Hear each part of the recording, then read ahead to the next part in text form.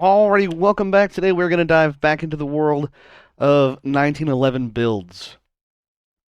A problem that I keep coming across is nobody, nobody at all makes a pre-A1 1911 that is accurate. Nothing on the market right now.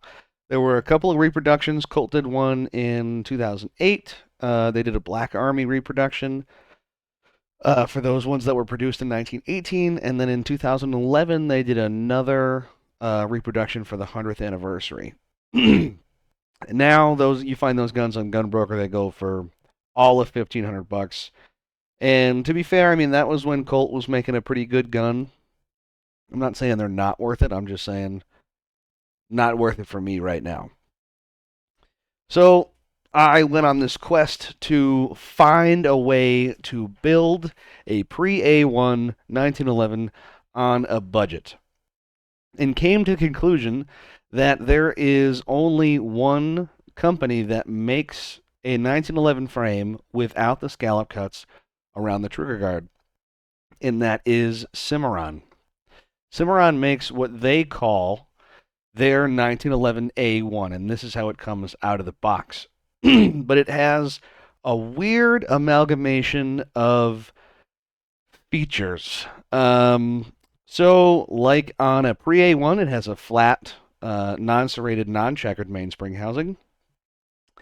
It has a checkered slide release as opposed to serrated, but then it does have a serrated, thumb safety. So odd there. It has the A1 pattern of front sight, or excuse me, a pre-A1 pattern of front sight, but A1 pattern of rear sight. Like I said, no scallop cuts. It has the double diamond wood stocks, but they're very much the wrong color. And then paired with that flat mainspring housing and no scallop cuts, it has the short A1 trigger. It has an A1 beaver tail. It's weird. It's very much both.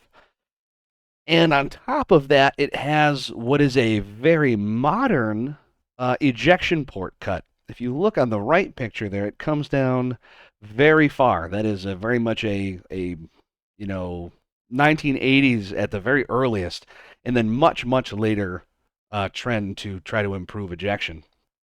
So it's a weird amalgamation of features, but it does have the correct frame, which is really what we need for something like this. Now, I do want to take a quick look at the markings. These are kind of crappy pictures. It was really hard for me to get any kind of good pictures on this because, well, they're not done in the traditional fashion that you would get slide markings like this. So what you can see here is they're very much done in the same style as the original Colt patent markings on the side of the slide for an older, pre-World War II 1911. The problem is they're laser engraved and they're not roll marked. And they're laser engraved, to be fair, or to be honest rather, cheaply. They're very narrow and they're not very deep. And this causes like every single piece of lint and dust to get stuck in them, which is a shame because when they're clean, they do look good. On the same kind of note, the finish on this gun is weird. It's really rough. It's a very rough texture. Again,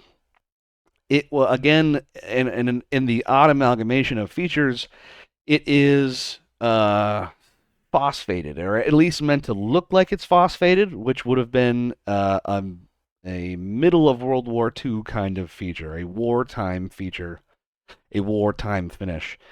But even other versions of World War II repro guns are done much better. The TSOS, you guys know I love TSOS. Their TSOS much better, much smoother. Even the Springfields, the auto ordinances, things like that, do this type of finish much better.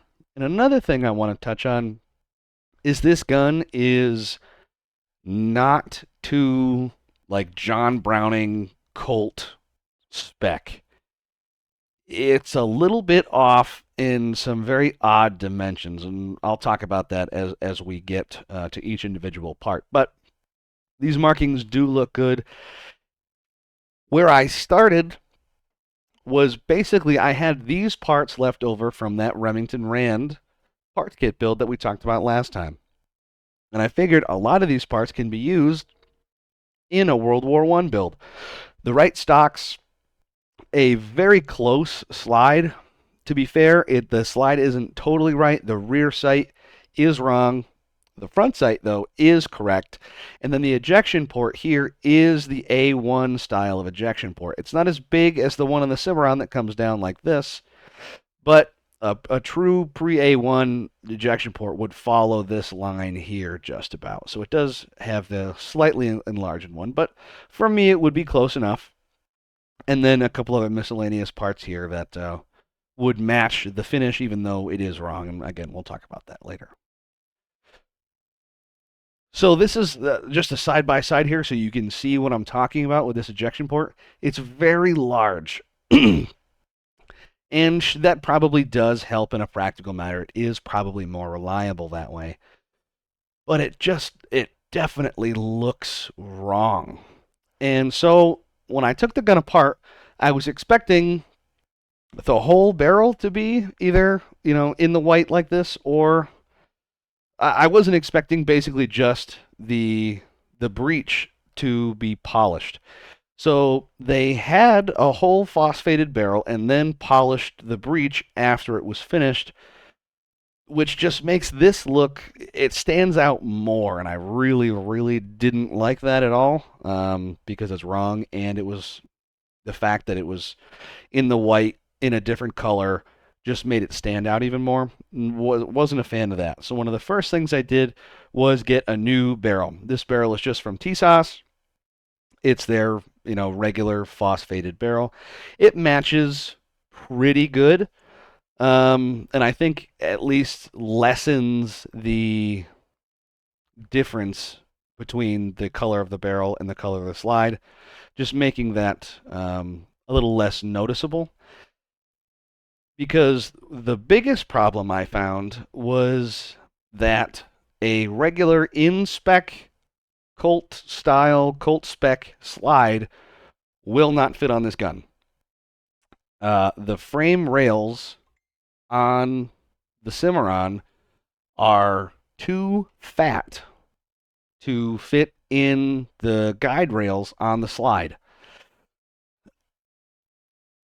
And to do that correctly, I would have had to file down the inside of the bottom side of the frame rails on the gun.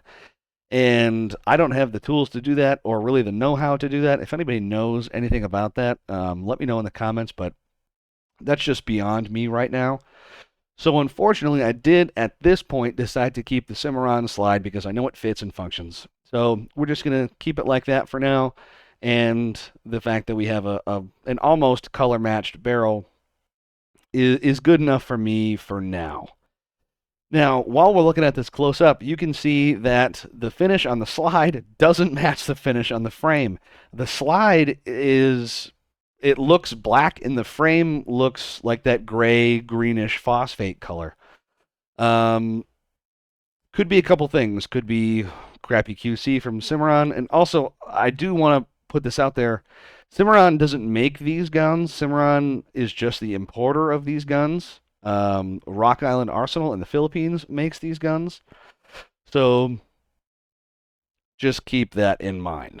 Rock Islands are fine guns. They're perfectly serviceable. They run, they're fine, but they're not very high quality. And I think what we're seeing here is that this is a cast frame, and the cast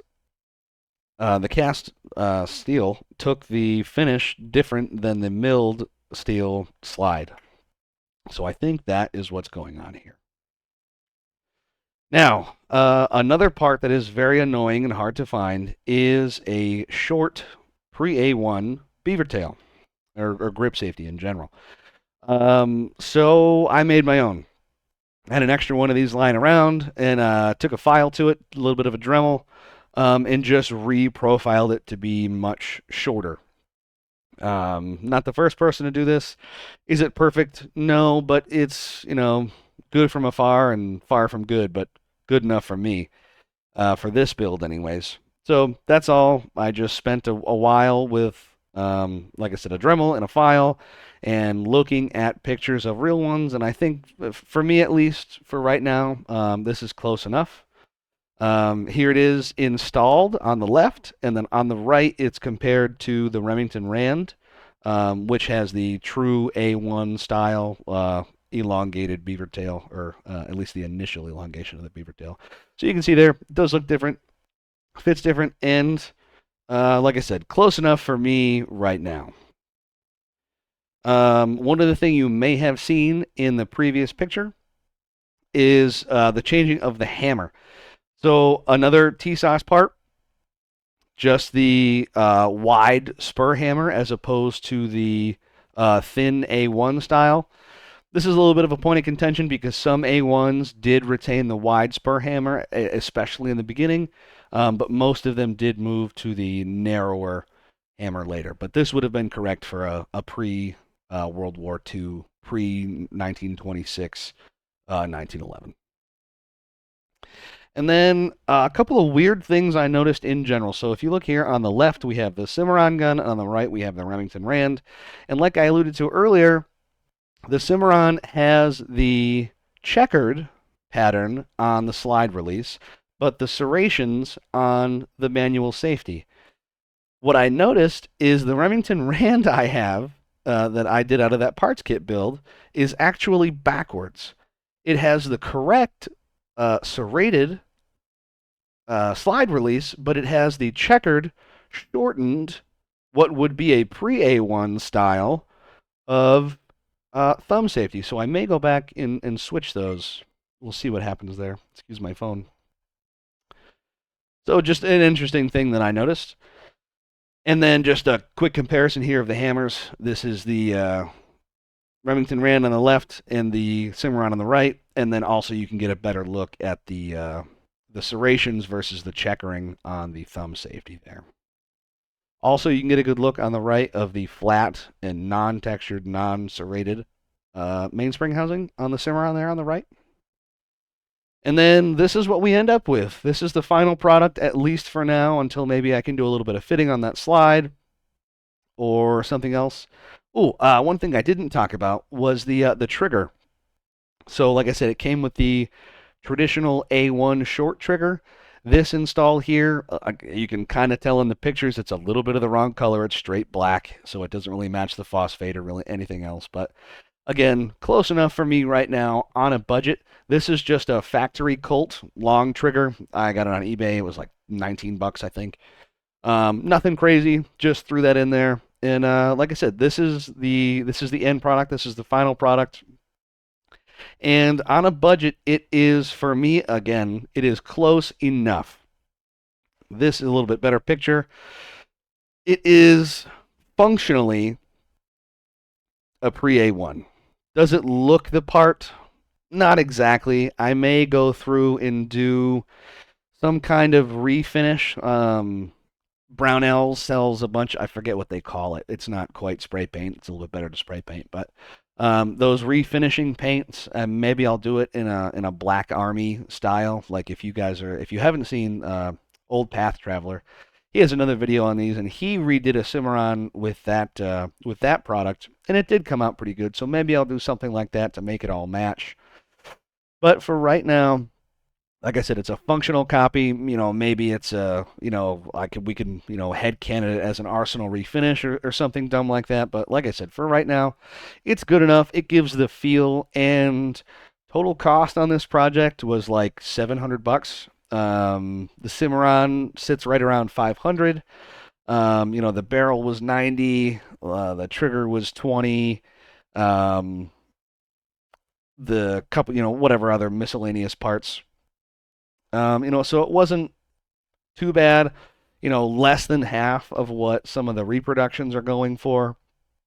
So if this is your kind of thing, keep this in mind. It wasn't a hard build, not too lengthy, like I said, not too expensive, and it it scratches the itch, to say the least, for now, until I can get my hands on something a little more appropriate and a little more accurate. But that's all for today. Thanks for coming out. Please do like, subscribe, all those fun things. It does help, as much as I hate to say it. And I'll catch you in the next one.